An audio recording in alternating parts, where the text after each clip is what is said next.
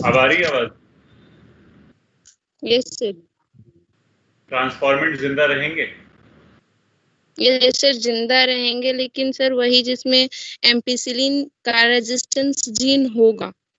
तो दोनों में तो है, ऊपर देखो डायग्राम में, दोनों में नहीं है क्या? दोनों ट्रांसफॉर्मेंट्स में है कि नहीं? यस सर तो है। दोनों जिंदा रहेंगे। Yes sir. Correct. Transformant select हो जाएंगे एम्पिसिलिन मीडिया के अंदर। Yes sir. अब प्लेटिंग एक्सपेरिमेंट करते हैं। प्लेटिंग एक्सपेरिमेंट में जो भी एम्पिसिलिन मीडिया के अंदर जो भी ये बैक्टीरियल कॉलोनीज हैं, ये सारे ट्रांसफॉर्मेंट्स ही तो हैं, है कि नहीं? Yes sir. Yes sir. अब एक वुडन ब्लॉक लेकर के इसके ऊपर प्रेस किया तो सारे के सारे जो ये बैक्टीरिया हैं ये चिपक जाएंगे उस वुडन ब्लॉक के ऊपर। सारे के सारे नहीं, मतलब हर एक कॉलोनी की कुछ बैक्टीरिया वुडन ब्लॉक पे चिपक जाएंगे कि नहीं? अटैच हो जाएंगे ना। प्लेटिंग एक्सपेरिमेंट करती हूँ ना, लेडेबर्ग प्लेटिंग एक्सपेरिमेंट पढ़ा है ना उसके अंदर, एवोल्यूशन चैप्टर में। Yes sir. तो वुडन ब्लॉक को जैसे ही आप इस पे प्रेस करोगे, तो वुडन ब्लॉक को जब आप प्रेस करोगे टेट्रासाइक्लिन मीडिया के अंदर, तो वही सेल सर्वाइव करेंगे जिनमें नॉन रिकॉम्बिनेंट डीएनए होगा। सही है कि नहीं? Yes sir. Non recombinant DNA वो वाला देखो, ऊपर देखो, ये वाला सेल जिसके पास yes sir. Tetracycline resistant gene है, ये सर्वाइव कर जाएगा।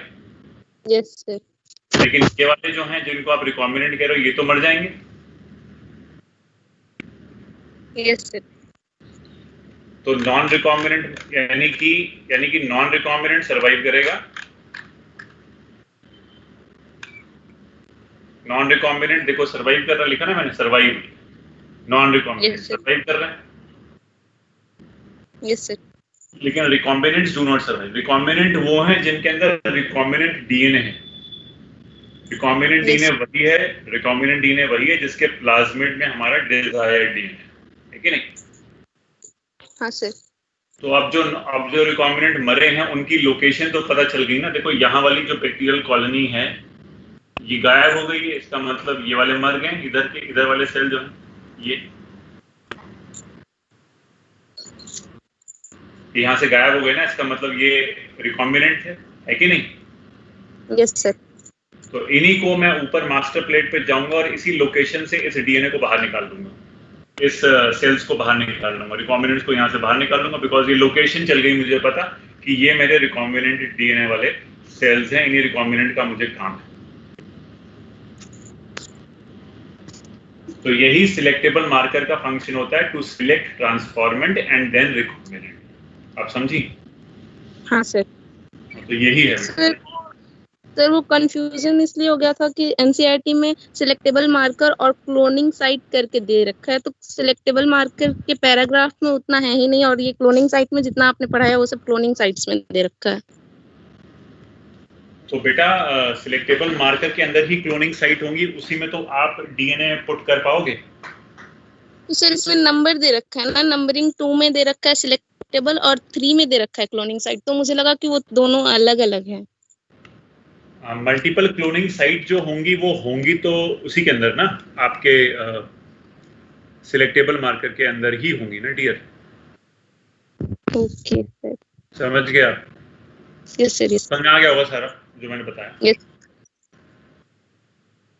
Thank you sir. Okay dear.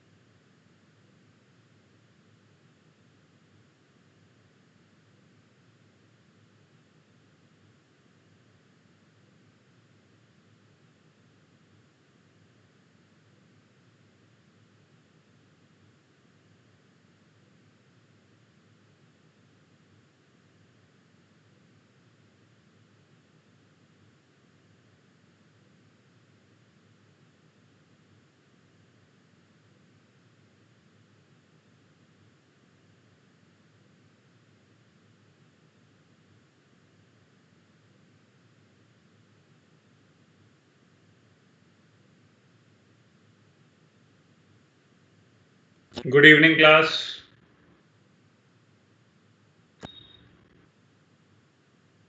Good evening, sir.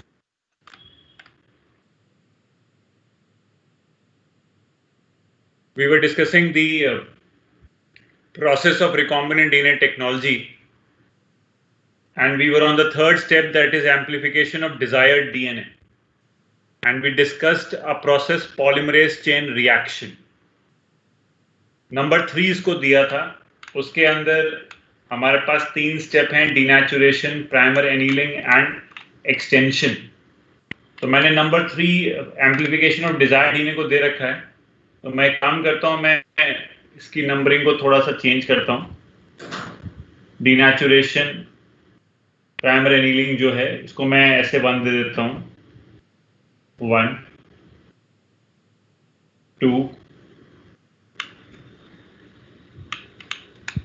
And extension को 3 नंबर ऐसे दे देता हूं.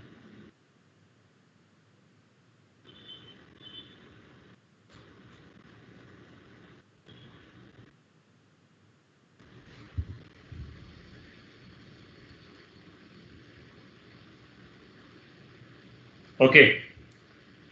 एंड फिर हमने एप्लीकेशंस ऑफ पीसीआर जो स्टडी किया, उसमें भी हमने ये वाली नंबरिंग यूज कर ली थी, 1 2 3 4 5 वाली. तो उसको थोड़ा चेंज कर देता हूं बिकॉज वो नंबरिंग कुछ अलग से यूज हो रही थी. उसको ABCDE यूज कर लेता हूं, ABCDE.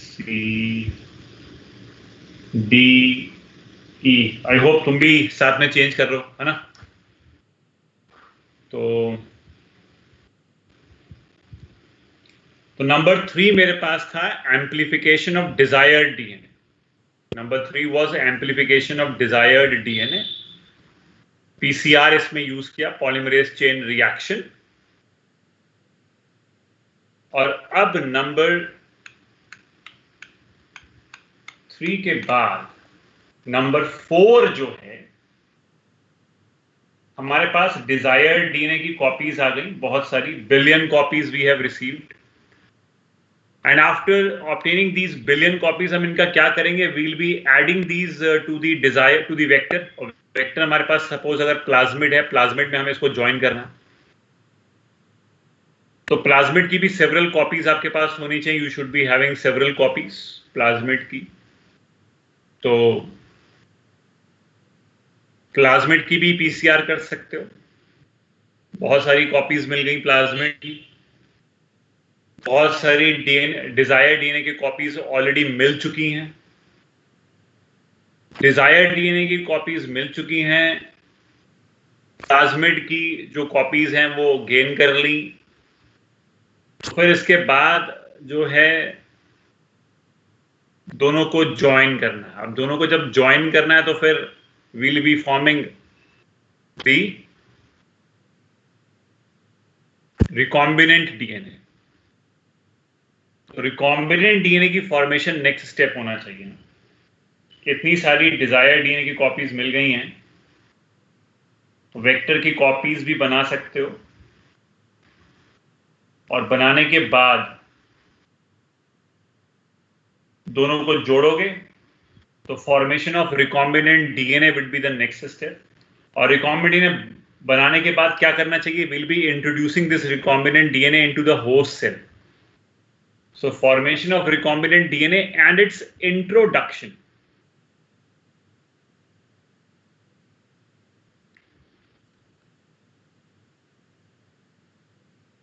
into host cell. Host cell में will be introducing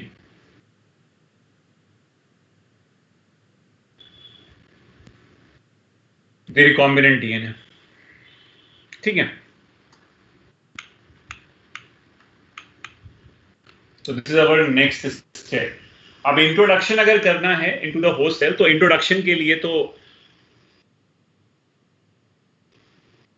कुछ ऐसा मेथड जिससे, बिकॉज सेल मेम्ब्रेन लिपिड की बनी हुई है, और डीएनए जो है वो हाइड्रोफिलिक मॉलिक्यूल है, हाइड्रोफोबिक, किसी को आइडिया? डीएनए इज हाइड्रोफिलिक और hydrophobic?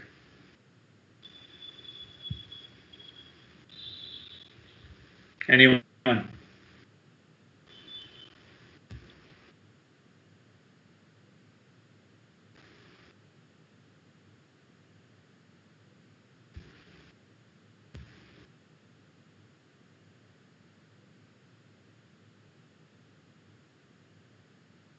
DNA is hydrophilic molecule.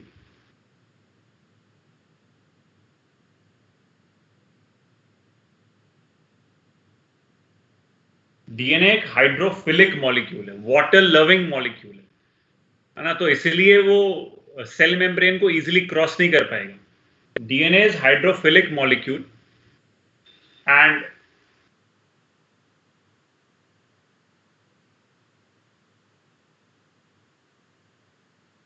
it cannot cross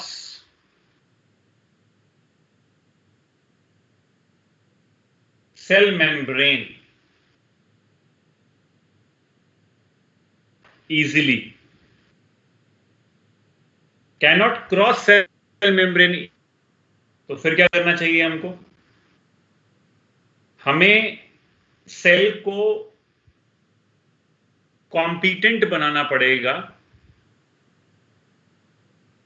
to take up DNA. Competent मतलब कि capable. We have to make the cell capable so that cell can take up DNA. And how we can make the cell capable of taking up DNA? This is through treating the cells with a solution of a divalent cation. And that divalent cation is calcium. Calcium से हम उसको treat करते हैं. We'll be treating it with solution of divalent cation. Okay.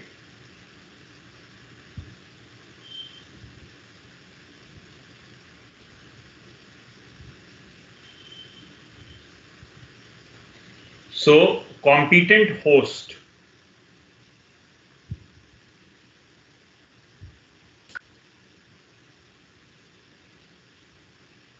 Competent host क्या है?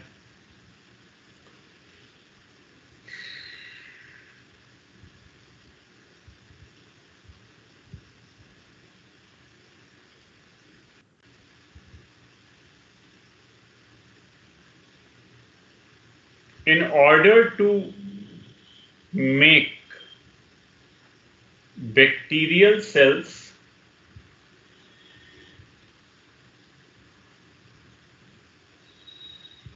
take up DNA, in order to make bacterial cells take up DNA, they are treated with, they are made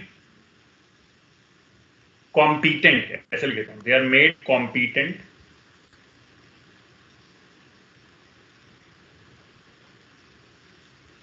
in this process. इसमें क्या करते हैं?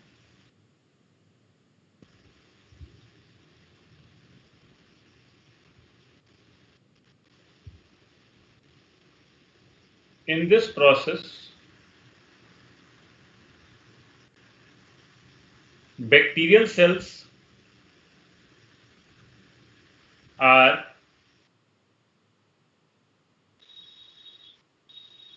treated with a solution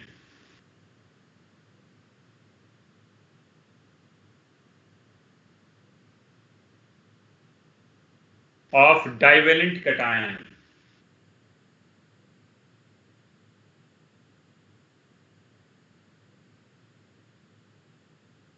Divalent cation such as calcium, Ca+2, calcium chloride जैसे हो गया। तो calcium chloride solution से आपने इसको ट्रीट कर दिया। We are treating it with the solution of divalent cation. Calcium chloride से आपने ट्रीटमेंट कर लिया। तो क्या करता है calcium actually? What is the function of calcium over here? Calcium क्या करेगा? कैल्शियम हेल्प कैसे करेगा डीएनए को ले जाने के लिए? कैल्शियम जो होता है वो वो सेल की सरफेस पे डीएनए को प्रेसिपिटेट करा देता है, सेल की सरफेस पे डीएनए को बाइंड करा देता है।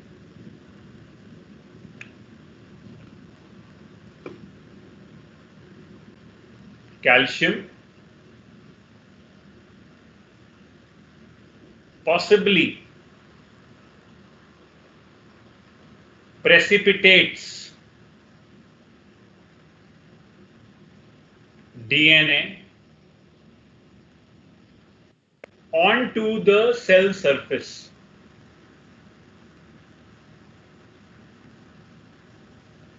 Calcium possibly precipitates DNA onto the cell surface. Okay. और यू कैन से कि calcium binds DNA on the cell surface, ऐसा भी कह सकते हैं।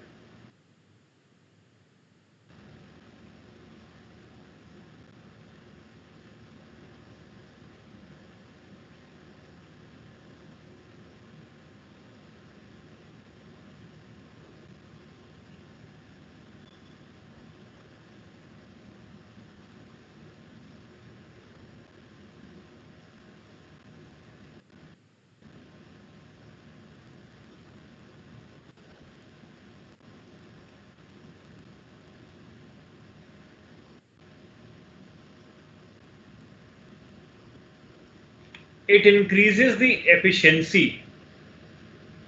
Calcium na increases efficiency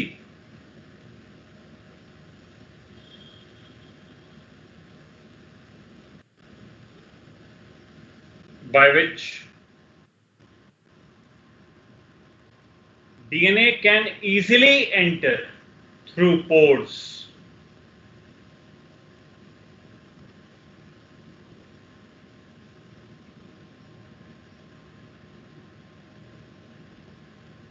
In the cell wall. Cell wall में जो पोर्स होते हैं उनके थ्रू इजीली डीएनए को लेकर के जाएगा कैल्शियम। हालांकि इस चीज की एफिशिएंसी को हम एनहांस कर सकते हैं। We can enhance this movement of DNA inside the host cell. Efficiency can be increased by giving heat shock. एक हीट शॉक आगे एक और मैकेनिज्म है, उसके through we can increase the efficiency. But right now calcium का जो एक role है, calcium will cause the binding of the DNA on the cell surface. DNA जो भी ले लो, that is recombinant DNA only, अंकुरपल। recombinant DNA को ही introduce कराना है सेल के अंदर। only recombinant DNA we talking about। हालांकि अब सोल्यूशन के अंदर तो अंकुर recombinant DNA भी हो सकता है, नॉन recombinant DNA भी हो सकता है। जैसे जो मैंने लास्ट टर्न पे मैकेनिज्म एक्सप्लेन किया था कि how to select the transformant and recombinant, उसमें हमने नॉन रिकॉम्बिनेंट डीएनए को भी सेल के अंदर एंटर करवाया था ना। We never know in the solution how much recombinant DNA is there and how much non recombinant DNA is there. I mean in the solution both type of DNA is there, recombinant as well as non recombinant, and we are performing transformation simply. We are helping the cells to take up DNA, and after this we'll be selecting the recombinants as we did on the previous term. Understood, Ankurpal? I mean, DNA can enter, any type of DNA can enter inside the cell. First of all, we have to make the cell take up the DNA, and then we will select the transformants, and then we will select the recombinants ultimately. तो वो तो हम पढ़ ही चुके थे। Understood? Yes, sir. Yes, sir. Okay.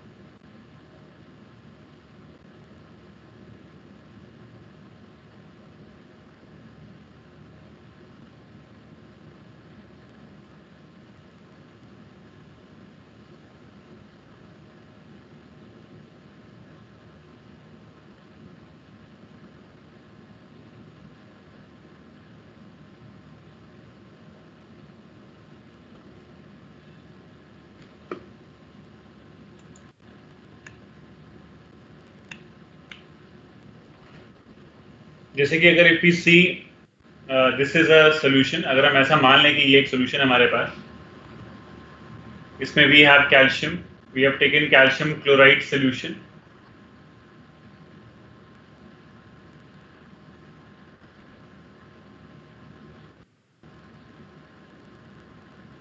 और हमारे पास cells हैं, we have cells,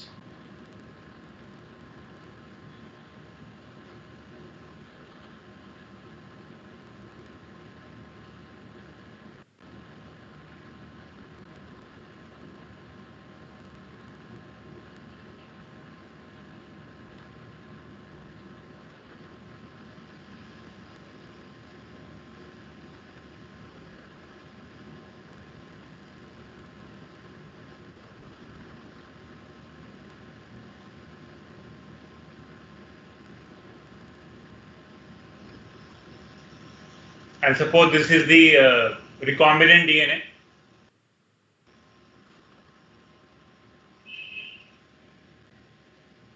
which we want कि it should enter inside the cell, और we never know whether कि recombinant DNA के साथ साथ non recombinant DNA भी होता है, दो मिक्सचर होता है, जैसे मैंने लास्ट टाइम पे प्रोसेस बताया भी था, तो उसमें कुछ नहीं है। तो सपोज कि कैल्शियम का रोल क्या है, मैंने बताया कि कैल्शियम का जो रोल है वो अटैच करना है। कैल्शियम जो होगा वो डीएनए को होल्ड करके सेल सरफेस पे अटैच करवा देगा, लेकिन इसको होल्ड करके सेल सरफेस पे वो अटैच कराने की कोशिश करेगा।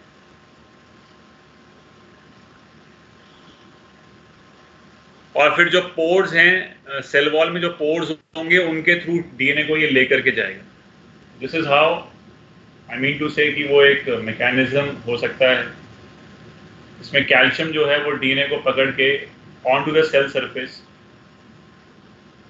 होल्ड कराने की कोशिश करेगा, उसके ऊपर प्रेसिपिटेट कराने की कोशिश करेगा on the cell surface. This is the role of calcium which we have to remember, and will carry the DNA through the pores in the cell wall। जो एनसीईआरटी लिखती है ये पॉइंट पे हमें याद करना है, लेकिन ये रेट थोड़ा स्लो रहता है। मतलब कैल्शियम की हेल्प से the bacterial cell is making competent, it is made competent, it became competent and take up the DNA को टेक अप भी करेगा, लेकिन थोड़ा स्लो रहेगा। इसको अगर इंक्रीज करना है, if you want to increase the rate of DNA entry, I mean, तो हम इसको एक हीट शॉक का ट्रीटमेंट दे सकते हैं।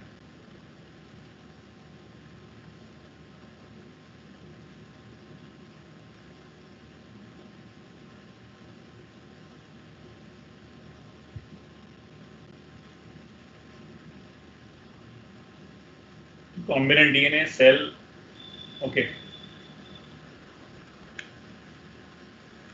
सो for transformation what we can do,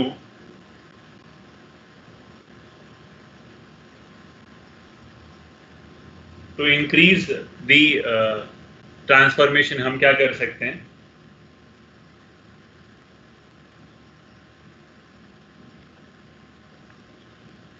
Heat shock,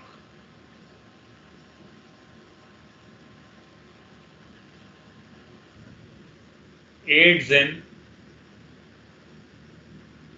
entry of DNA into the cell. Aids in entry of DNA into the cell.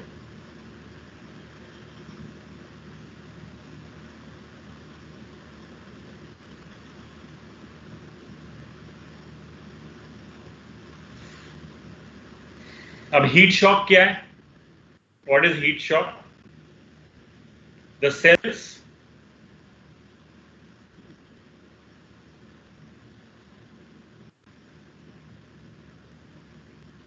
are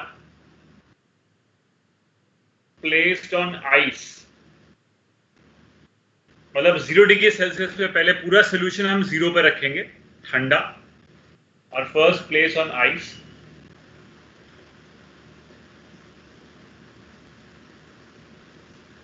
followed by brief exposure,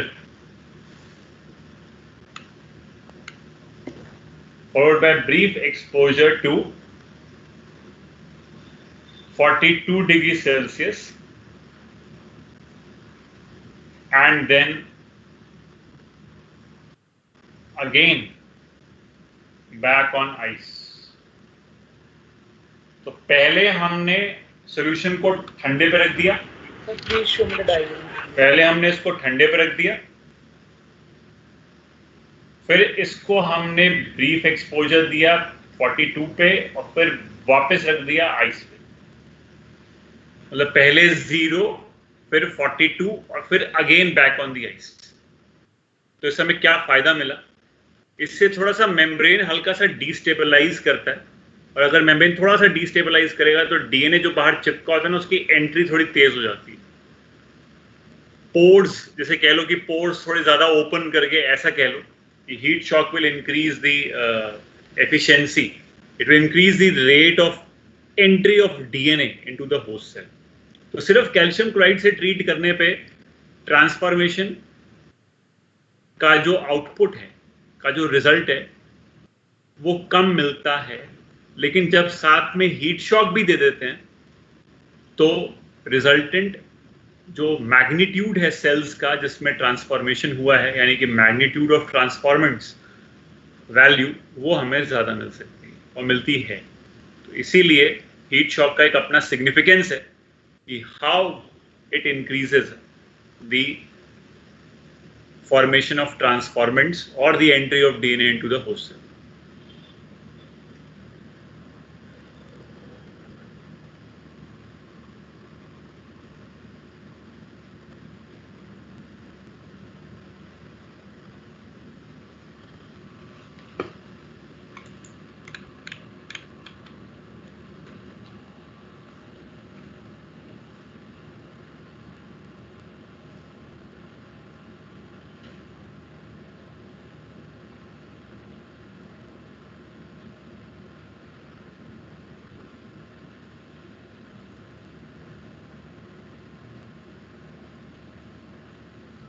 vectorless gene transverse,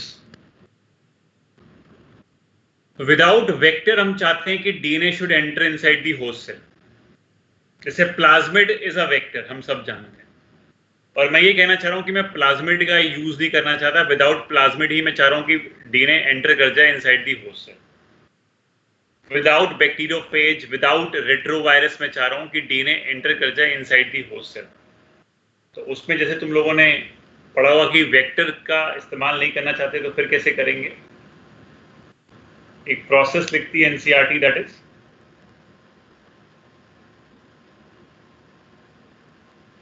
micro injection. इसमें DNA को directly inject करते हैं। DNA is directly injected into host cell, zygote हो सकता है, animal cell, through a micro needle. एक micro needle के through हम डायरेक्टली इंजेक्ट कर रहे हैं DNA into the host cell. We are using a micro needle, जैसे हमने आईसीएसआई पढ़ा था, इंट्रासाइटोप्लाज्मिक स्पर्म इंजेक्शन, जिसमें हम एक स्पर्म को इंजेक्ट कर रहे हैं इनटू द होस्ट सेल, तुम्हें याद होगा, ऐसे हम यहां पे कर रहे हैं।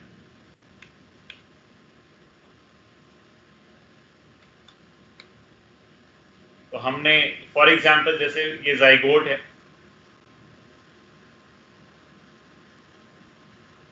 And this is the nucleus, और हम इसमें डायरेक्टली इंजेक्ट कर रहे हैं डीएनए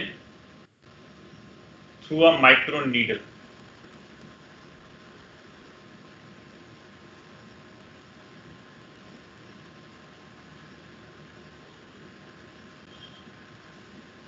ठीक है, this is called micro injection. और जाइगोट में देने का मतलब यह है कि भाई जाइगोट में अगर पहले से ही डिजायर डीएनए चला जाएगा तो फिर आगे जितने भी रिजल्टेंट सेल्स बनेंगे, मोरुला, गैस्टूला, ब्लास्टूला, उन सारे सेल्स में वो जीन्स होंगे हमारे पास। तो ये मोटिव है जाइगोट पॉइंट ऑफ व्यू से देने में, इसलिए बताया। इसमें कोई वेक्टर आपने यूज नहीं किया, you didn't use any plasmid, you not using a retrovirus, you not using a bacteriophage, किसी वेक्टर को इस्तेमाल करने की जरूरत नहीं है।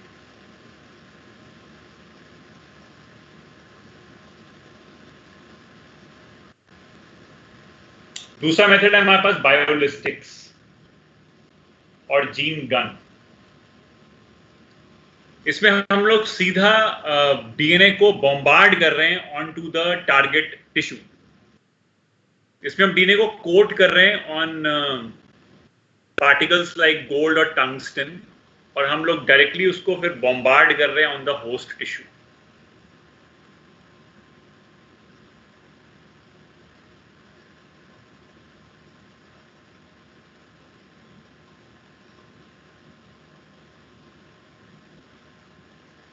DNA is coated upon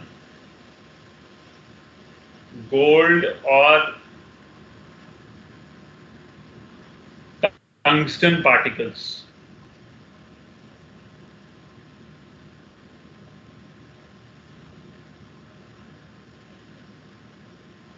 forming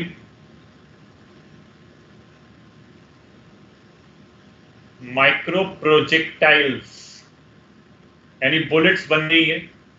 जैसे एक पिस्टल में बुलेट्स होंगी, बिल्कुल वही बुलेट्स की तरह काम करेंगे ये, which are literally shot on the target tissue.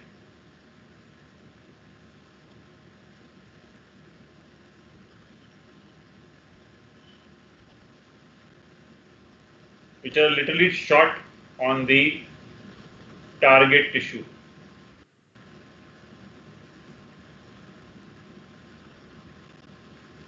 The technique is suitable for plants, है ना? प्लांट्स के ज्यादा सुटेबल रहती है टेक्निक ये, प्लांट्स में ज्यादा एक्सपेरिमेंट्स हुए हैं।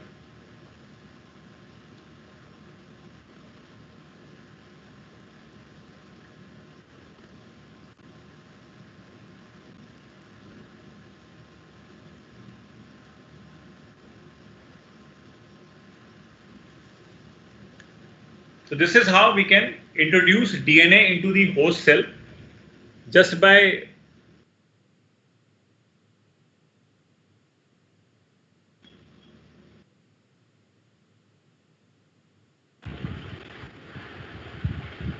सेल में ही जाएगा डीएनए, अंकुर पल सेल के अंदर ही जाएगा, then it will go to the genome only. First of all it should enter the cell, then only it will go to the genome. तो ऐसा तो है नहीं कि आप, हाँ माइक्रो इंजेक्शन में आप न्यूक्लियस में इंजेक्ट कर सकते हो, बट जब आप बॉम्बार्ड करते हो तो you should take heavy particles like gold tungsten, तो वो सीधा सेल से जाकर सीधा न्यूक्लियस में ही जाए। भाई मेन एम तो वही है कि वो न्यूक्लियस के अंदर ही जाना चाहिए, बट सेल इसलिए बोल रहे हैं बिकॉज न्यूक्लियस सेल के अंदर ही है। I mean to say that, Ankur Pal, understood? Sir एक बार जीन गन का कॉन्सेप्ट डीएनए को इंट्रोड्यूस करना into the host cell, concept क्या है? मतलब सर इसमें होता क्या है, ये प्रोसेस समझ में नहीं आता। जैसे बुलेट्स होती हैं इसके अंदर आपके इसमें एक पिस्टल में बुलेट्स होती हैं जैसे, तो वैसे ही आपके पास ये है, आपने गोल्ड और टंगस्टन जो पार्टिकल्स होते हैं उसके ऊपर आपने जो है वो डीएनए को कोट कर लिया, और फिर आप उसको एकदम जैसे बुलेट को हम शूट करते हैं ऑन दी टारगेट, वैसे हम यहाँ पे शूट कर रहे हैं टारगेट टिश्यू के ऊपर।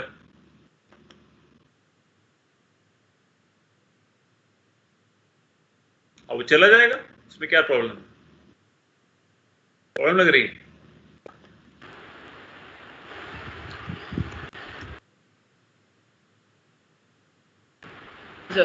लेकिन सर ये ह्यूमंस में नहीं कर सकते ना? सॉरी, मतलब ना ह्यूमंस में, मतलब एनिमल्स में। देखो टारगेट टिश्यू पे करना, अब टारगेट टिश्यू कुछ भी हो सकता है। अब प्लांट के साथ तो थोड़ा सा इजीली इसलिए हो जाता है क्योंकि प्लांट्स के लिए एक तो सेल वॉल की प्रोटेक्शन होती है, तो थोड़ा सेल्स प्रोटेक्टेड भी रहते हैं, और दूसरा ये है कि प्लांट को तो आप कहीं टिश्यू कल्चर में ग्रो करा, प्लांट के उस टिश्यू को कहीं पे कल्चर करा करके you can place it in soil, लेकिन किसी एनिमल टिश्यू के साथ तो ऐसा नहीं है कि उस टिश्यू को मल्टीप्लाई करके एनिमल बनवा लोगे। तो इसलिए जाइगोट में पॉसिबली जो ठीक रहेगा वो क्या ठीक रहेगा, that will be the micro injection rather a gene gun. Understood? Yes sir.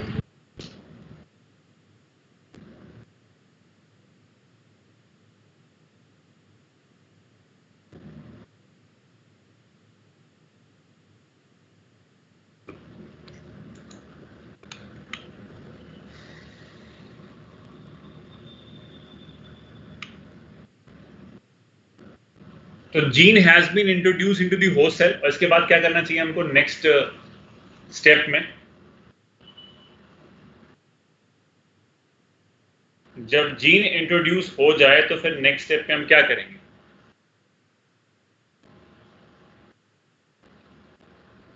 We should be selecting the recombinants.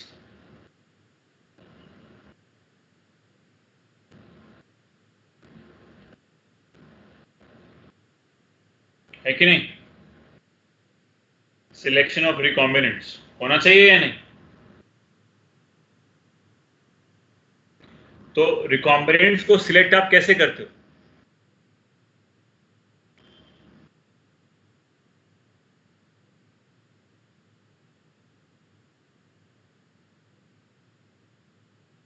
Using antibiotic resistance property and or blue white screening. Do you remember?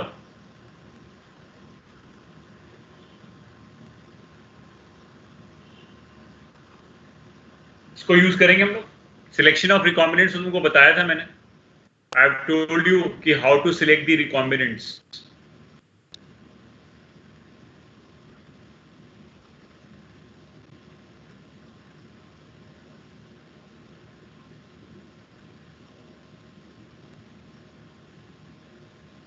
तो जब recombinant select हो जाएंगे उसके बाद क्या करेंगे? मान लो recombinant select हो गए, चल गया, मुझे पता कि भाई ये ऐसा सेल है जिसमें मेरा डिजायर्ड डीएनए है, तो अब मुझे क्या करना चाहिए उसके बाद मुझे क्या करना चाहिए? एनीवन?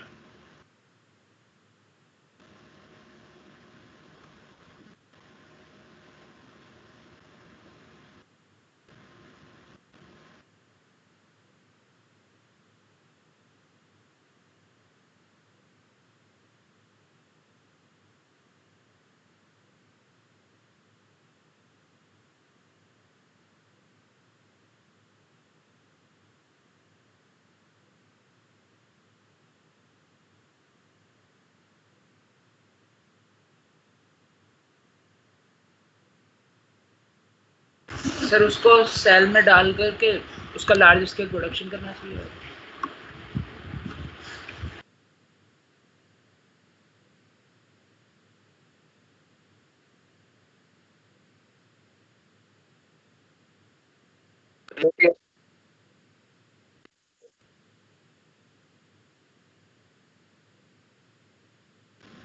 सही बात है, उसको लार्ज स्केल प्रोडक्शन के लिए यूज करना चाहिए। You right.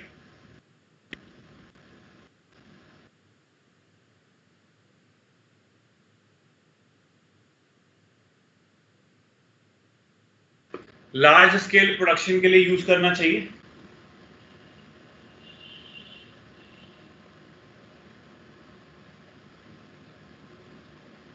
तो फिर नेक्स्ट स्टेप लिख लें, obtaining the desired gene product.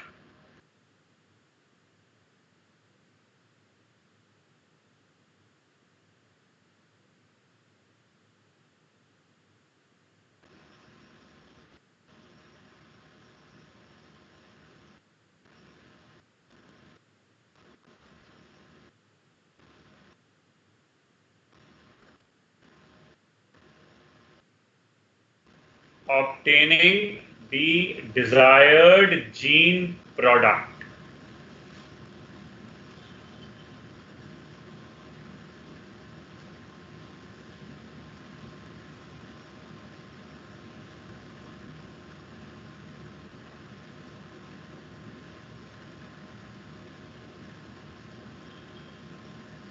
When a protein is expressed in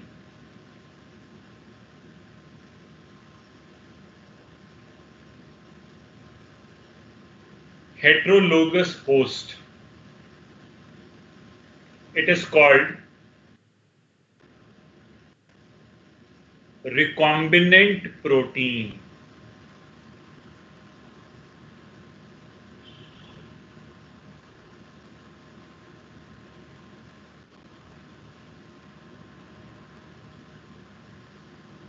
अगर किसी प्रोटीन को हम एक्सप्रेस कर रहे हैं हेट्रोलोगस होस्ट के अंदर, जैसे मान लो इंसुलिन का जीन है, वो कहां एक्सप्रेस कर रहा है अपने आप को? एनिमल सेल के अंदर। लेकिन मान लो अब उसका एक्सप्रेशन जो है वो हमने ई कोलाई के अंदर कर दिया, तो इंसुलिन के जीन के लिए ई कोलाई उसका नेचुरल होस्ट है क्या? इंसुलिन के जीन के लिए ई कोलाई उसका नेचुरल होस्ट है।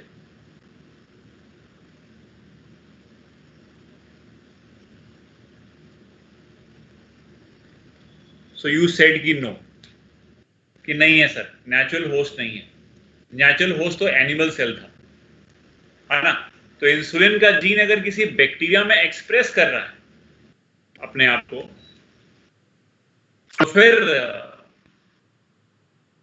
हेट्रोलोगस होस्ट कह सकते हैं ना उसको। अगर कोई प्रोटीन या अगर कोई जीन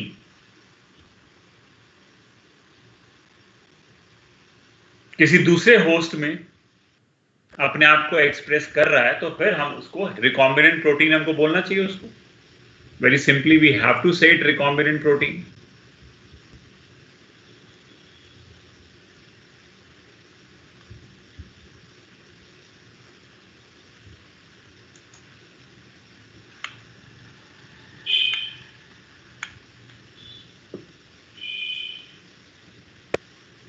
लैबोरेटरी के अंदर जो रिकॉम्बिनेंट सेल्स आपने सिलेक्ट करे, उनको लैबोरेटरी के अंदर अगर आप स्मॉल मास में ग्रो कराओगे कहीं पे, किसी फ्लास्क के अंदर,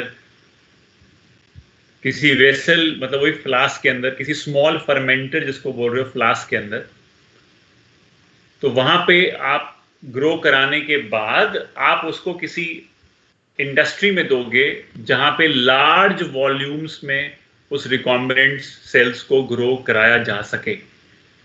वो लार्ज वेसल्स जिनमें वो ग्रो करेंगे large volumes of product obtain करने के लिए, तो वो जो लार्ज वेसल्स होंगे उनको तो आप बायोरिएक्टर बोलोगे, ठीक है ना? तो लैब के अंदर तो खैर बायोरिएक्टर नहीं हो सकता। लैब के अंदर तो एक छोटा सा एक फर्मेंटर हो सकता है, स्मॉल फर्मेंटर्स हो सकते हैं जिनको हम शेक फ्लास्क कह सकते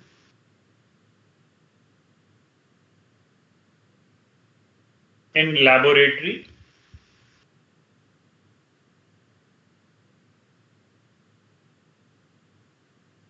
small fermenters called shake flasks can be used to obtain a mass of recombinants.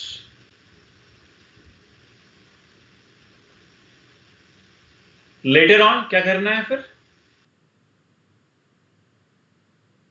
A mass of recombinants as a pilot plant हम उसे कह सकते हैं, as a pilot plant। एक minute,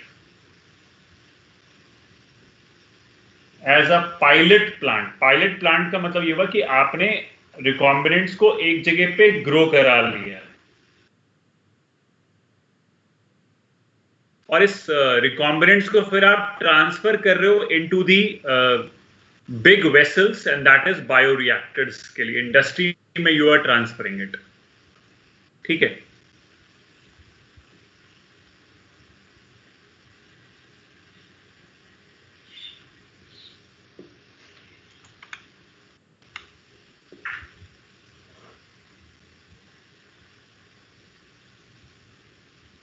later on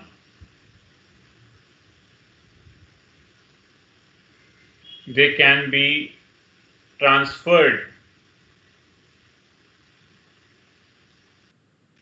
to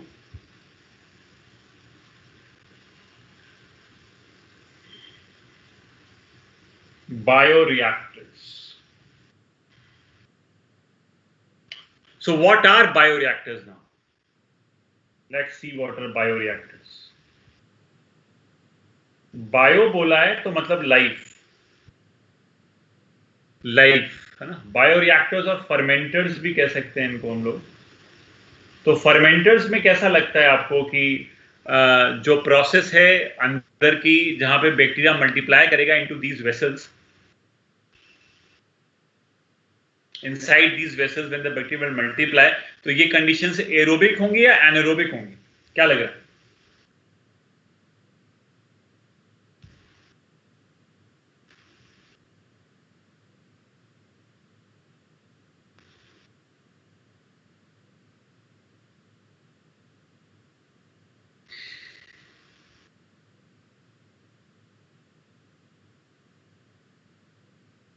anaerobic.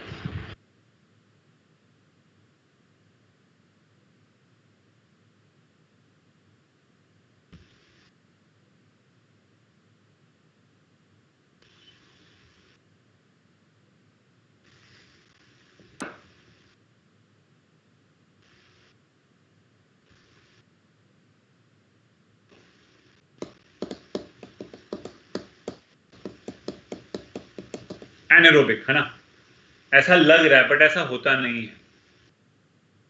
ये fermenter एक ऐसा term है जिसमें फर्मेंटेशन वाला पॉइंट नहीं याद रखना है. Cells are multiplying, simply cells are multiplying and you cannot say कि it is anaerobic.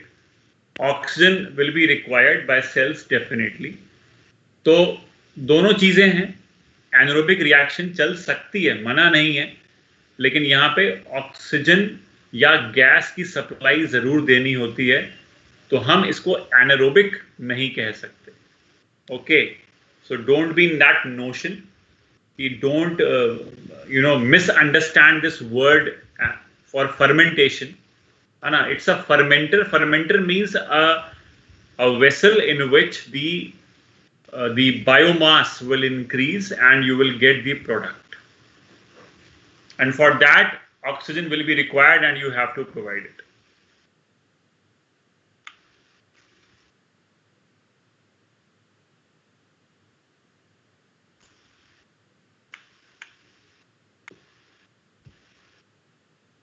So large vessels to obtain large volumes of product is actually bioreactor, है ना.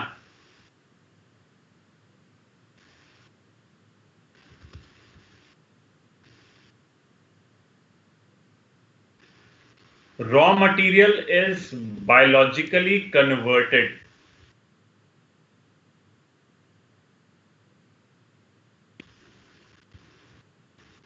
into product. Raw material is biologically converted into product. Biologically का मतलब कैसे कि आपने कोई भी रॉ मटेरियल दिया है तो वो सेल्स ही तो कन्वर्ट करेंगे ना प्रोडक्ट में, क्योंकि सेल ही अंदर मल्टीप्लाई कर रहा है बायोरिएक्टर के अंदर, है ना.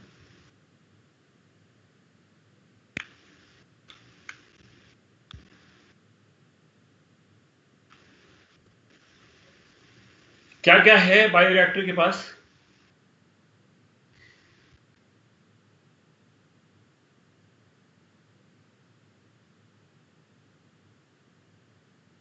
Bioreactor contains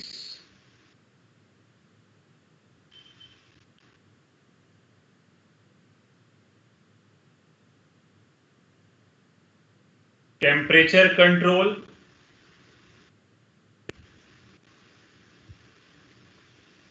pH control,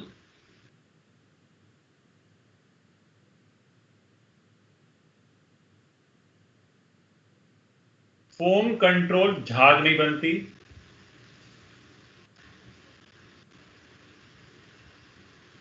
agitator system,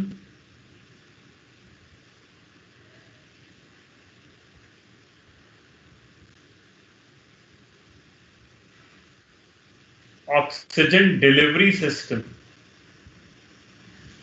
oxygen की डिलीवरी के लिए सिस्टम होना चाहिए। आई मीन स्टीराइल गैस को हमें देना पड़ेगा। स्टीराइल का मतलब that gas will be microbe contamination free.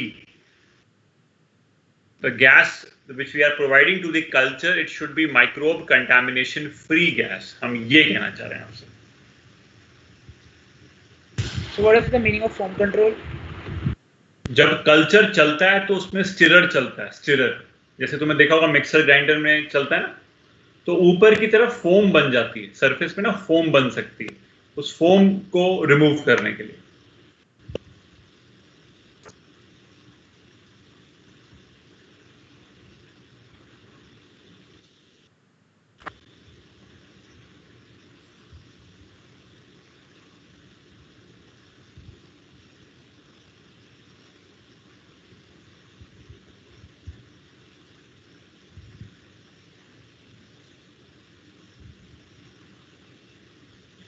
Pressure control system etcetera. तो खैर ये सब तो खैर सिंपल सी बात है कि ये सब बायोरिएक्टर के पास होना चाहिए, है ना।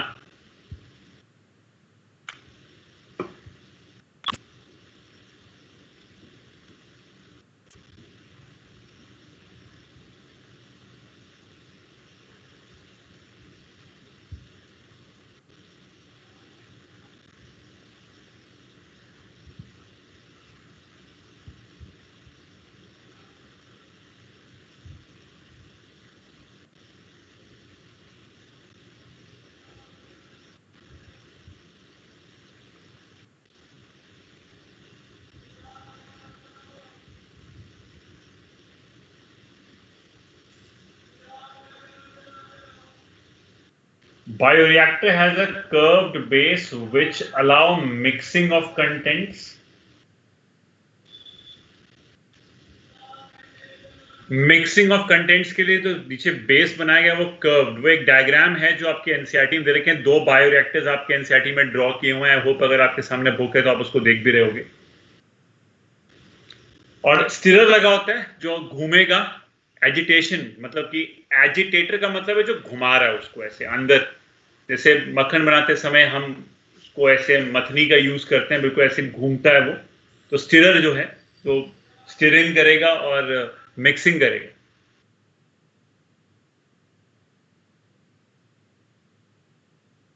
Stirrer facilitates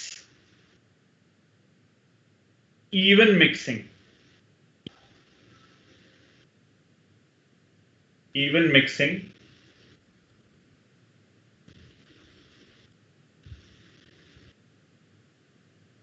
and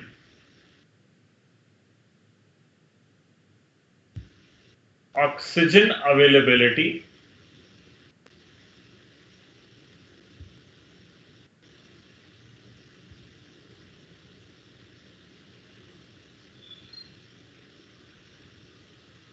throughout bioreactor.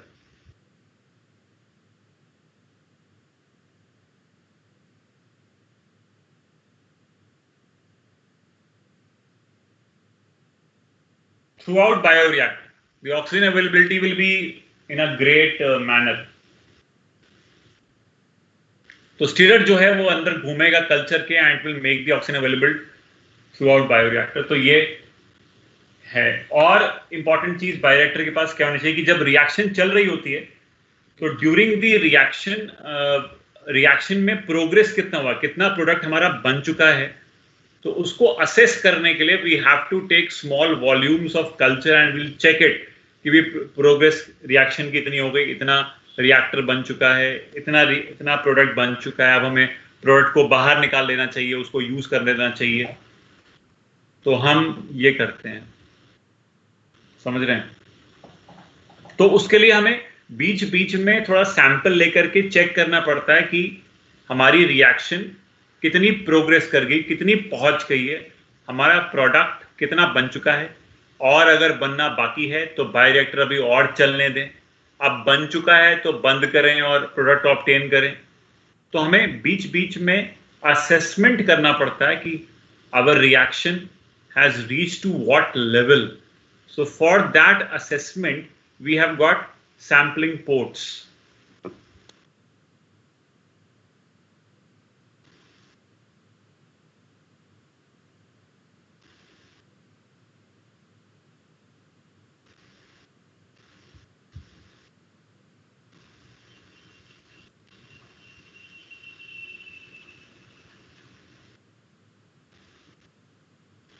Small volumes of culture, small volumes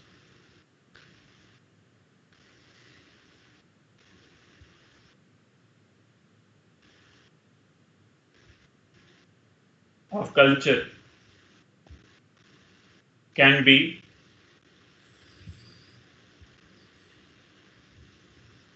periodically withdrawn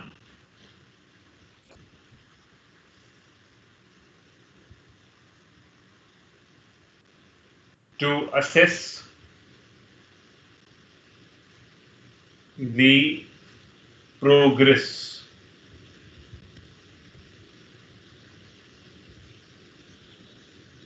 of reaction. To assess the progress of reaction. ठीक है, तो सैम्पलिंग पोर्ट से सैंपल लेंगे हम लोग. स्मॉल वॉल्यूम्स मतलब sample can be withdrawn from the culture to assess the progress of reaction की how much product has been formed and we can withdraw it down.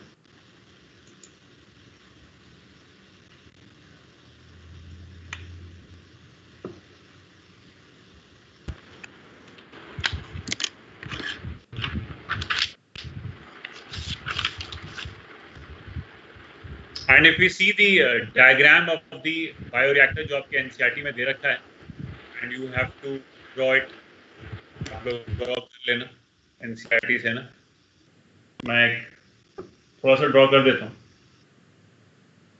Curved base होगा to allow the mixing of contents. Then we have the stirrer. Suppose stirrer is there. इसमें blades होंगे ऐसे flat, जो जब move करेंगे तो it will allow the mixing of contents. और ऊपर अगर फोम बनती है तो उस फोम को ब्रेक करने के लिए वी हैव फोम ब्रेकर्स यहां पे, like this.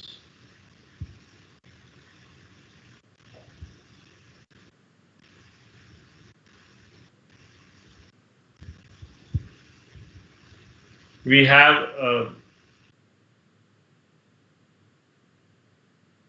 input for the gas, sterile bubbles, sterile air को introduce करना है. Sterile air का मतलब होता है which is microbe contamination free air.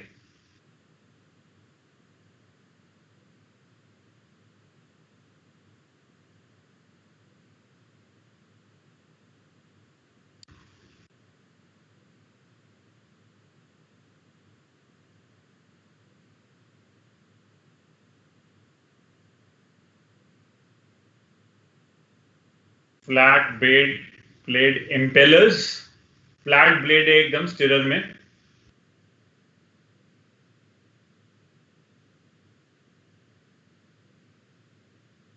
Foam breakers,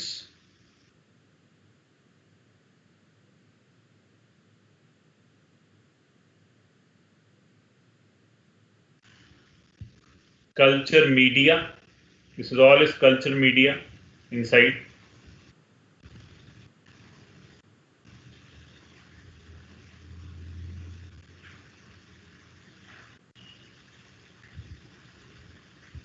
Okay. pH control के लिए भी कुछ इनपुट्स हैं. एसिड बेस pH कंट्रोल,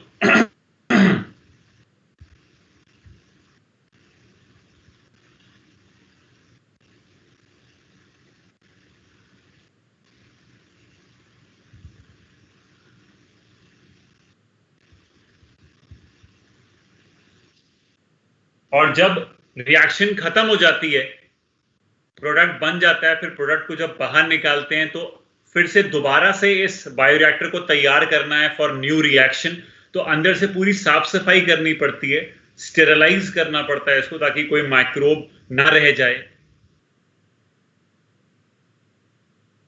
उसके लिए स्टीम फॉर स्टेरिलाइजेशन,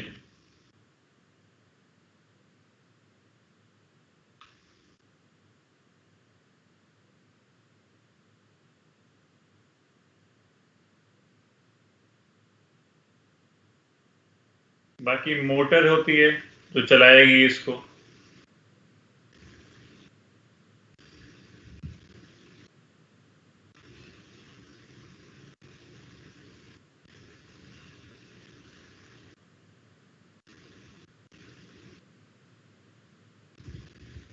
ठीक है, so this is how it is there.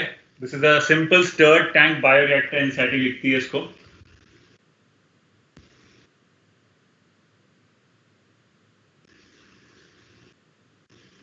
जिस स्टिरर लगा इसके नाम स्टर्ड, ठीक है, सिंपल स्टर्ड टैंक बायोरिएक्टर।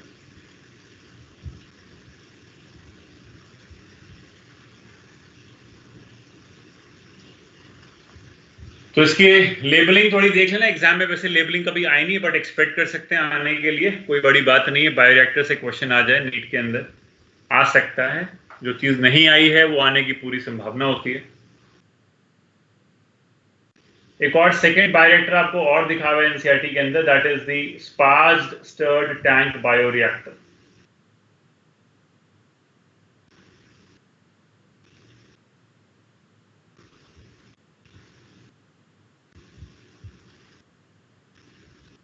है ये भी स्टर्ड ही, लेकिन जो स्टेट है उसमें जो उसके प्लेट्स हैं वो ज्यादा नहीं है, वो बहुत लेस, सपोज एक ही है एट दी बॉटम, ऐसा कह लो।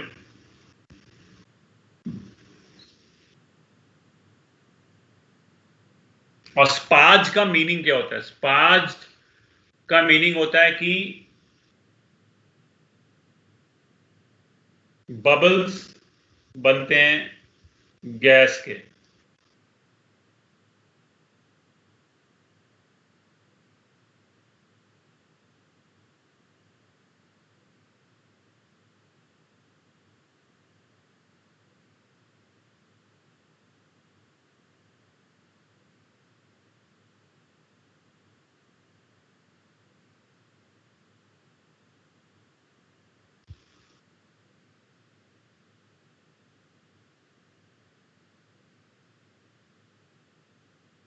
तो एक फ्लैट ब्लेड इंपेलर होगा बॉटम पे,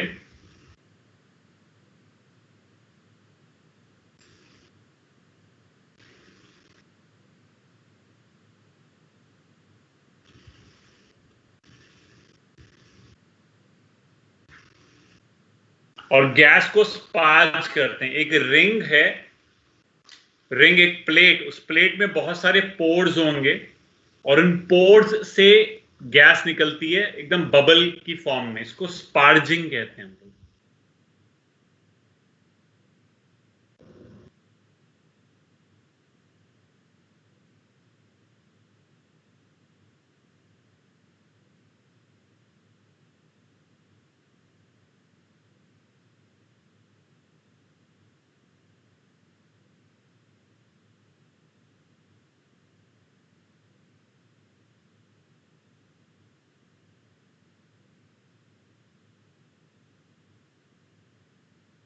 नीचे एक प्लेट लगी हुई है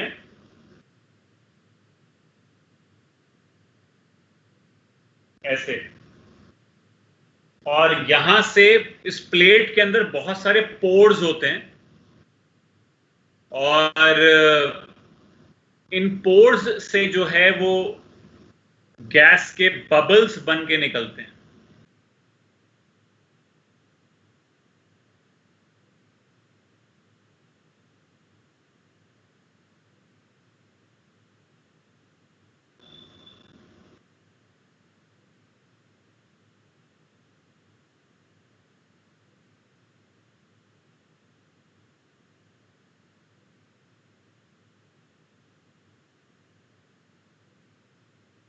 फिर ये इससे थोड़ा जो है ना वो थोड़ी इनहेंस कर जाती है स्पार्जिंग।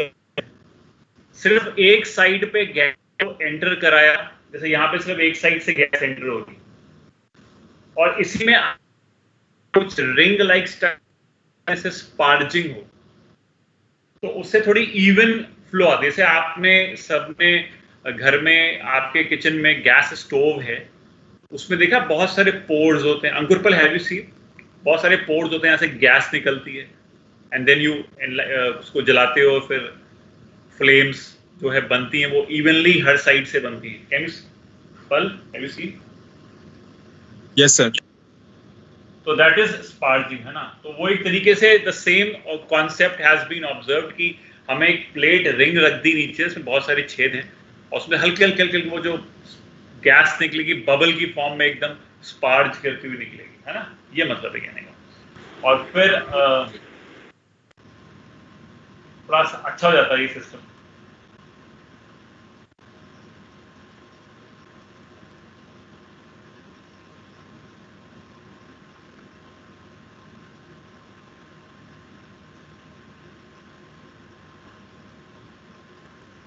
फिर हमने ऊपर से प्रेशर लगाया है थोड़ा सा, ताकि ऊपर अगर कोई बबल बनता है तो हम उसको, क्योंकि बबल तो बनेंगे ऊपर जा करके, तो हम ऊपर से प्रेशर लगाएंगे तो वो बबल जो है वो फैलेंगे, स्प्रेड करेंगे। और ऑक्सीजन बबल्स जो होते हैं ना, वो ऑक्सीजन ट्रांसफर एरिया को इंक्रीज करते हैं।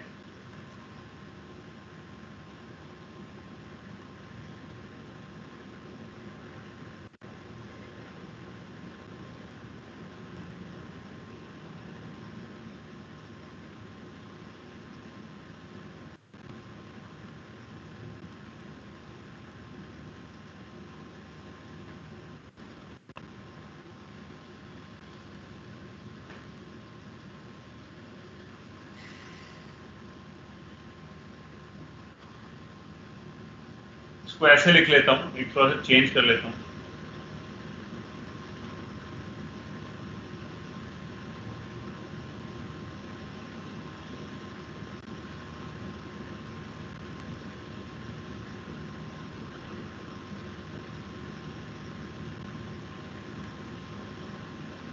Increases surface area for oxygen transfer, ऐसे मतलब surface area.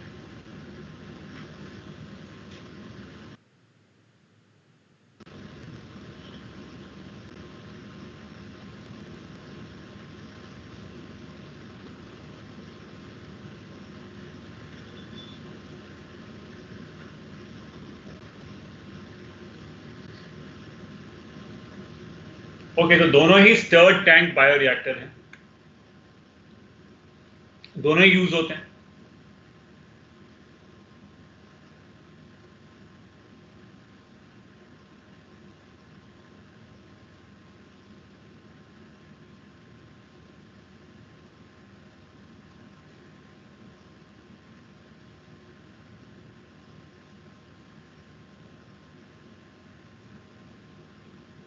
NCERT writes most commonly used bioreactors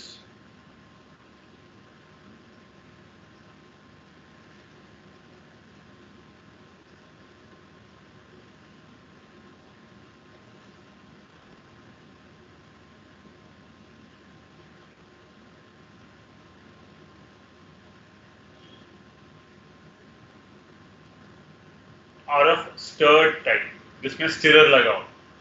दोनों में ही लगा हुआ है, दोनों ही यूज होते हैं।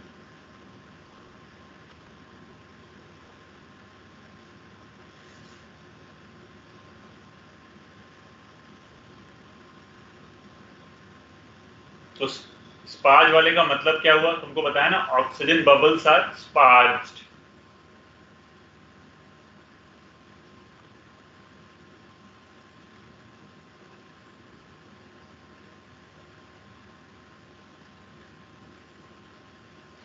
ऑक्सीजन बबल्स आर स्पार्ज्ड, उसके लिए आपको एक पोरस प्लेट लगानी पड़ेगी, जिससे ऑक्सीजन बबल्स एकदम स्पार्ज होके निकलेंगे। और ऊपर से प्रेशर लगाएंगे तो वो बबल्स जब बर्स्ट करेंगे, स्प्रेड करेंगे सरफेस पे जाकर के, और प्रेशर होगा तो काफी अच्छी ऑक्सीजन की अवेलेबिलिटी रहेगी इनसाइड दी बायोरिएक्टर। तो गैस अंडर प्रेशर यहां पे डिसॉल्व रहेगी इनसाइड दी कल्चर। जैसे कि देखा है कि कोल्ड ड्रिंक की बोतल में होता है, जैसे हम लोग बोतल ओपन करते हैं तो फिस गैस निकलती है, बिल्कुल वैसे ही प्रेशराइज्ड गैस जो होगी यहां पे एकदम डिसॉल्व रहेगी inside the bioreactor.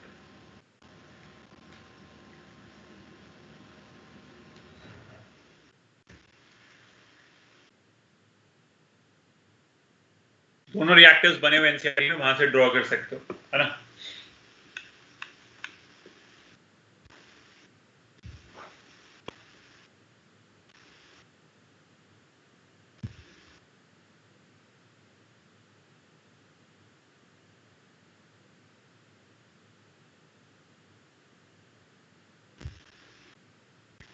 Types of culture, culture के टाइप्स क्या हैं?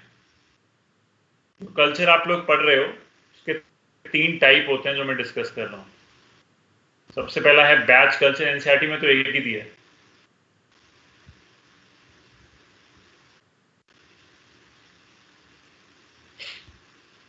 बैच कल्चर,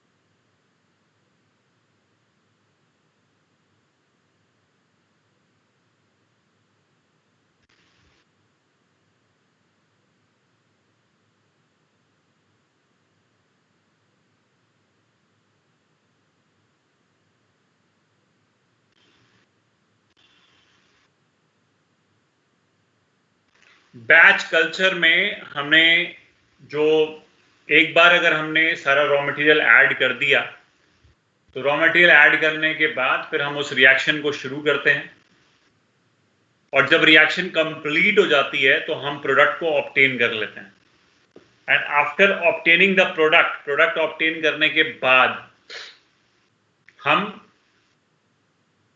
उस रिएक्शन को बंद करते हैं, एंड देन वी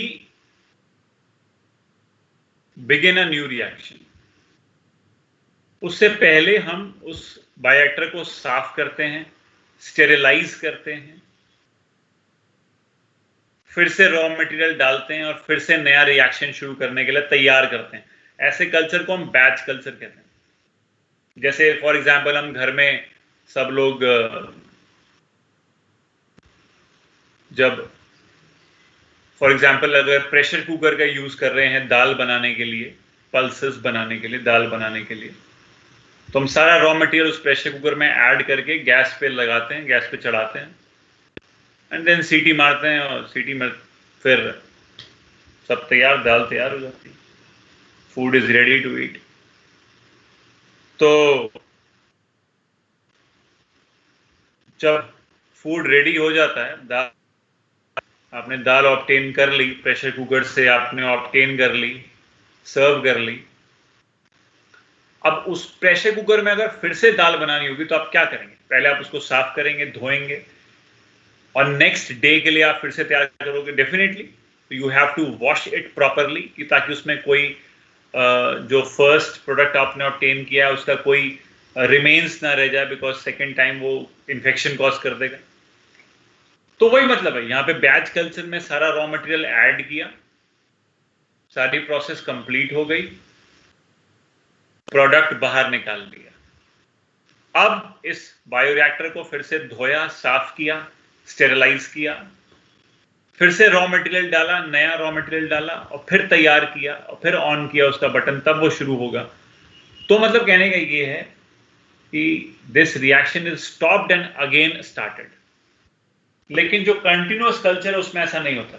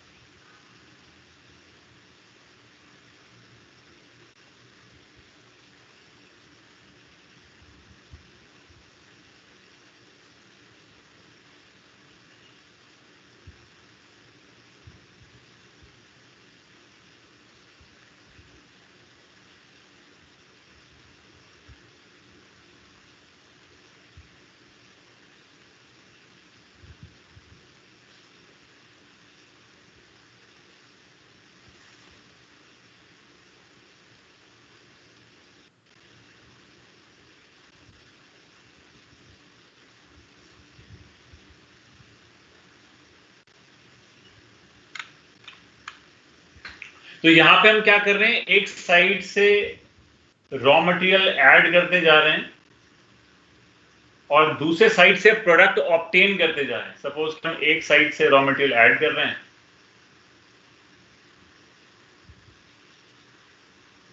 हम एक साइड से रॉ मटेरियल ऐड कर रहे हैं और दूसरे साइड से हम प्रोडक्ट ऑब्टेन करते जा रहे हैं।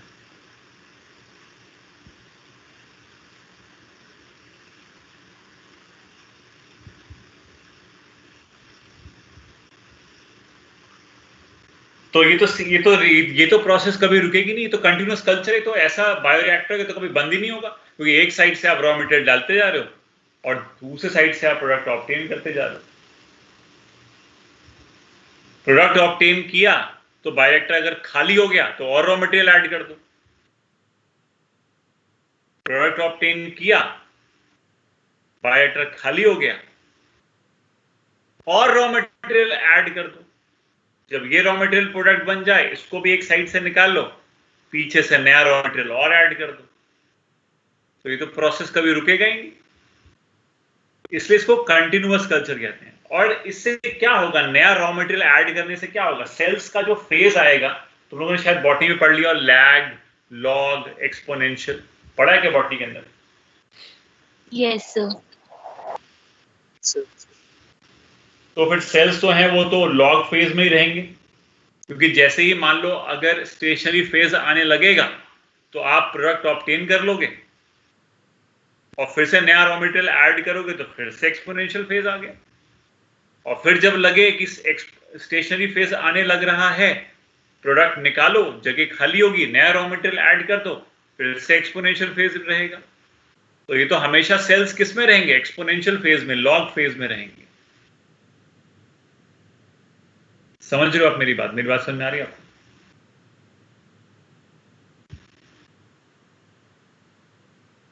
लेकिन बैच कल्चर में ऐसा नहीं है। बैच कल्चर में एक बार प्रोडक्ट बन गया तो आपको रिएक्शन बंद करनी पड़ेगी। आपको पहले प्रोडक्ट बाहर निकालना पड़ेगा, उस वेसल को आप दोबारा धोगे, साफ करोगे, स्टेरिलाइज करोगे और फिर से नई रिएक्शन शुरू करने के लिए उसमें रॉ मटेरियल ऐड करोगे। तो वो बैच कल्चर, इसमें इसको बीच में रोकना पड़ेगा, लेकिन कंटिन्यूअस रुकेगा नहीं, ये चलता रहेगा। इसके बीच में कॉम्प्रोमाइज है, बैच और कंटिन्यूअस के बीच में कॉम्प्रोमाइज है, उसको फेड बैच कल्चर कहते हैं। तो बताता हूं मैं आपको। Next is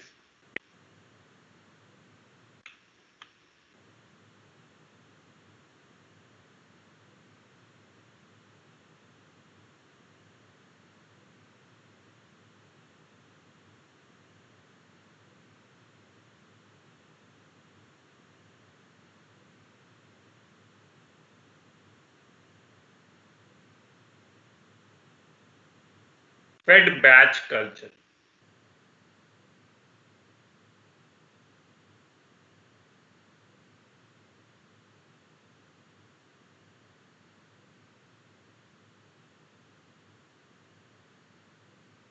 It is a compromise between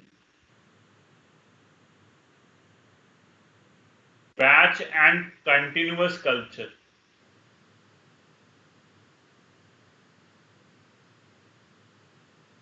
अच्छा, एनसीईआरटी में जो तुम्हारे दे रखा है ना,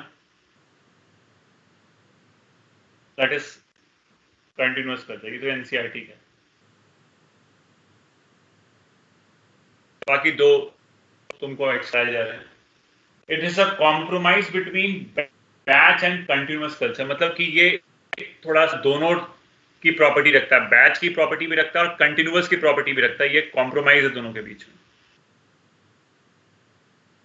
जैसे बैच में आप क्या करते हैं, जैसे दाल आपको बनानी है तो आपने क्या किया, पानी लिया कुकर के अंदर, दाल डाल दी, नमक मिर्च हल्दी अपने स्वाद अनुसार आपने डाल दी, फिर आपने उसमें सपोज प्याज अनियन और मतलब जो टमाटोज डाल दिए, और कुछ इंग्रेडिएंट आपने डालने हैं तो आपने वो भी डाल दिए, प्लस उसको बंद किया और स्टोव पे रख दिया। तो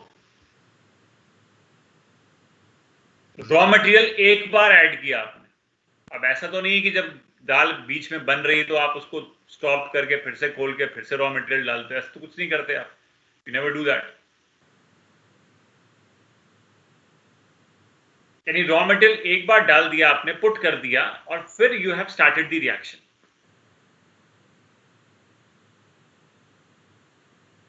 और कंटिन्यूअस में क्या, आप एक साइड से रॉ मटेरियल डालते हो, सेकंड साइड से प्रोडक्ट ऑब्टेन कर लेते हो।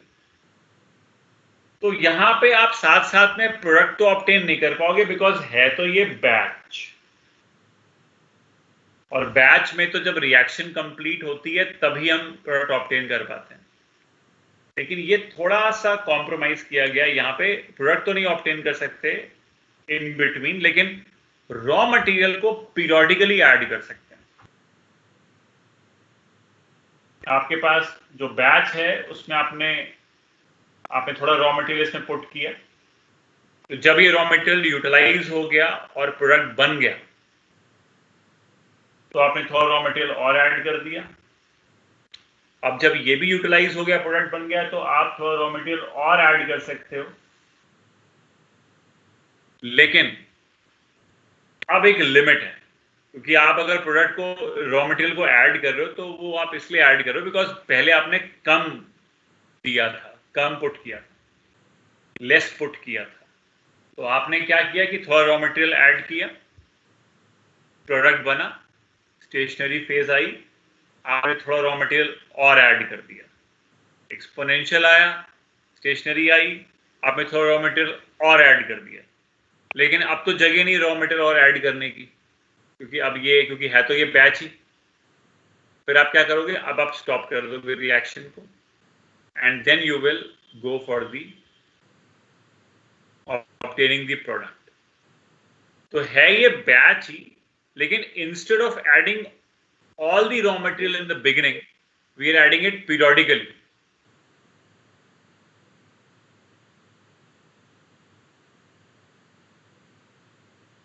So I am writing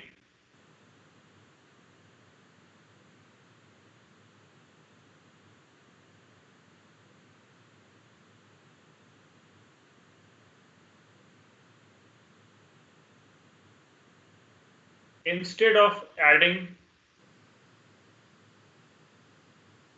all raw material in the beginning,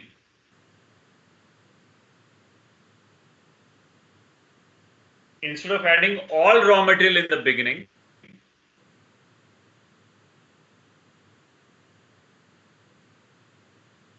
it is added periodically, gradually, कुछ भी word use कर लो, एक ही बात.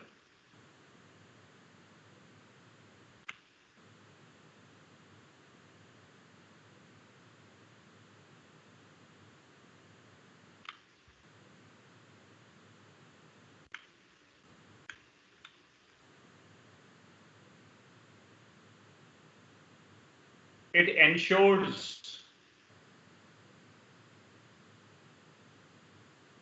proper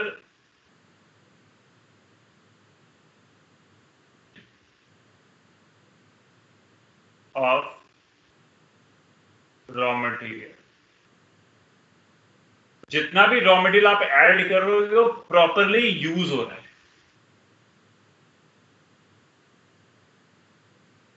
है कि नहीं? इसमें ये फायदा है कि जितना रॉ मटेरियल आपने ऐड किया उतना यूज हो गया, आपको चल गया पता, हाँ इतना अब यूज हो चुका है, अब मैं और ऐड कर सकता हूं.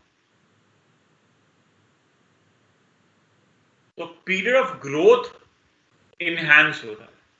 आपने एक पीरियड दिया ग्रोथ का, फिर जैसी स्टेशनरी आने लगी, फिर आपने और रॉ मटेरियल दिया तो और पीरियड ग्रोथ का इनहैंस हो गया. तो ये एक फायदा है जो इसमें हम देख सकते हैं और हम ऑब्जर्व कर सकते हैं कि इसमें हमारा सारा रॉ मटेरियल यूटिलाइज हो गया. जितनी हमने ऑक्सीजन दी वो प्रॉपर्ली यूटिलाइज हो जाएगी, जितना भी हमने रॉ मटेरियल दिया है वो प्रॉपर्ली यूटिलाइज होगा, है ना?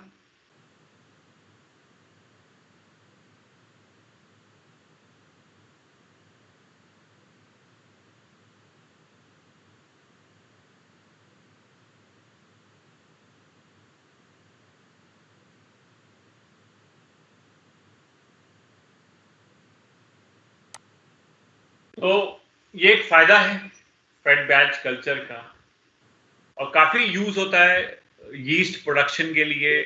जैसे बेकरी में हम यीस्ट का यूज करते हैं, it's quite used in the yeast production etcetera, है ना? Fade batch culture is of good importance.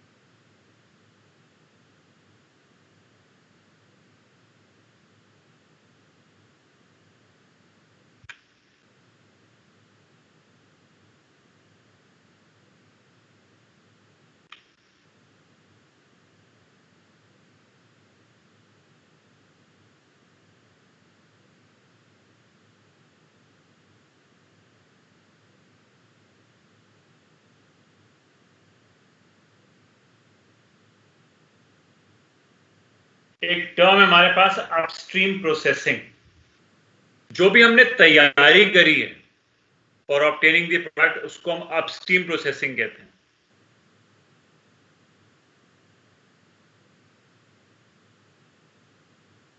Preparation for the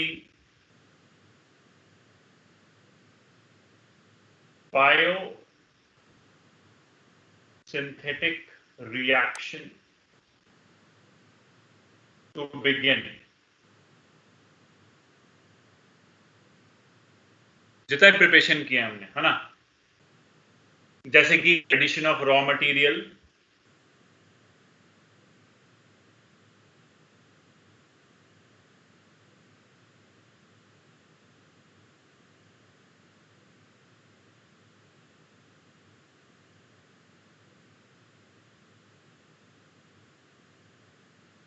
addition of raw material.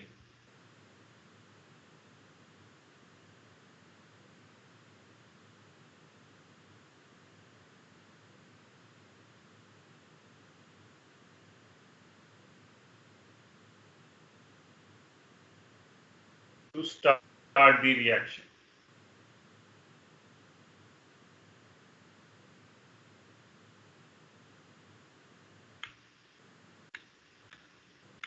और जब ये रिएक्शन कंप्लीट हो जाती है तो हम चाहते हैं कि अब हम प्रोडक्ट ऑब्टेन करें और प्रोडक्ट की साफ सफाई करें ताकि हमें प्रोडक्ट प्रॉपरली मार्केट कर सके हम into the for people, availability करा सकें लोगों के लिए, तो बोलेंगे हम downstream processing.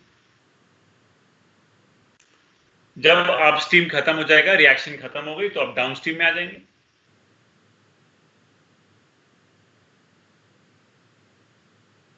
After completion of biosynthetic phase, biosynthetic phase क्यों कह रहे हैं हम यहां पे? क्योंकि यहां पे जो सेल मल्टीप्लाई कर रहा है इनसाइड दी बायोरिएक्टर, उसी से आप प्रोडक्ट ले रहे हो। अब मान लो कि अगर वो प्रोडक्ट कोई एंजाइम है, तो वो एंजाइम किसी न किसी सबस्ट्रेट को प्रोडक्ट में तो कन्वर्ट करेगा ही करेगा। वो बायोसिंथेटिक फेज इसलिए बोला गया बिकॉज यहाँ पे लाइफ का इस्तेमाल किया गया है। Using a life, using a cell to obtain your product, है ना। तो after completion of biosynthetic phase और completion of reaction,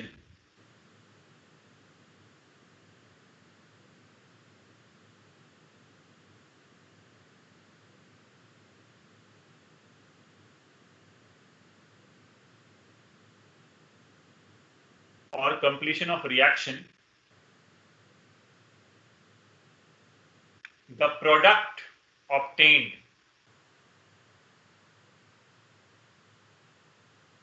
जो प्रोडक्ट आपको मिला है उसकी साफ सफाई करनी पड़ेगी ताकि कोई एडल्ट्रेंट अगर उसके अंदर है तो उसको रिमूव कर दिया जाए। The product obtained undergoes a process of separation and purification.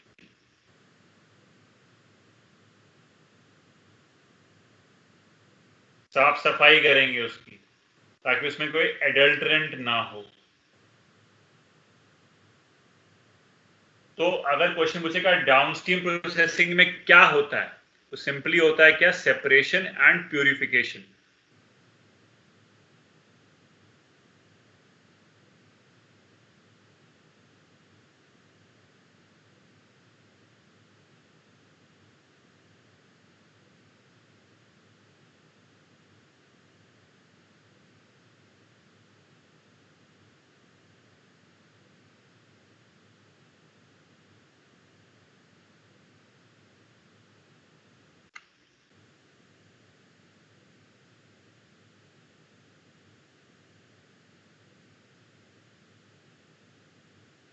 The product is formulated with suitable preservatives.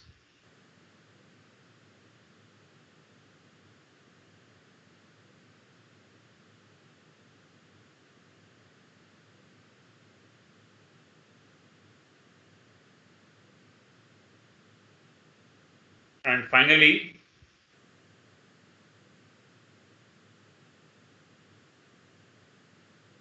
this technique varies from product to product, क्योंकि हर एक प्रोडक्ट का एडल्ट्रेंट सेम तो नहीं हो सकता। हर एक प्रोडक्ट का एडल्ट्रेंट अलग अलग होगा।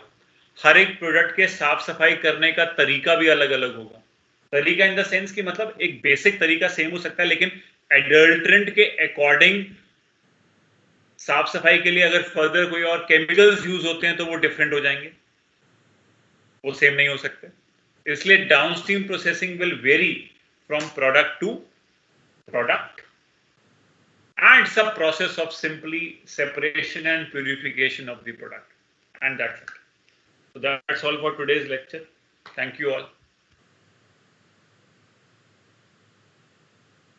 If you have any doubt you can ask me. Purva, ये जो है fed batch culture is quite commonly used. हाँ, best you can't say best वाला, हाँ काफी अच्छा मेथड है और काफी ज्यादा यूज होता है। आई मीन कंटिन्यूअस कल्चर इतना यूज नहीं होता, पर फेड बैच कल्चर बहुत ज्यादा यूज होता है इंडस्ट्रीज में। पूर्वा ये कह सकते हो कि commonly use is fed batch.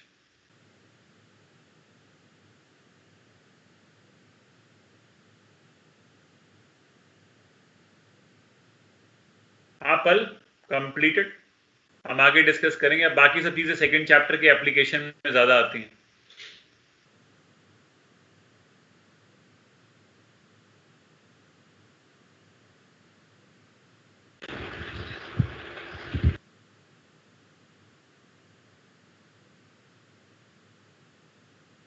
If you have any doubts, you can ask me.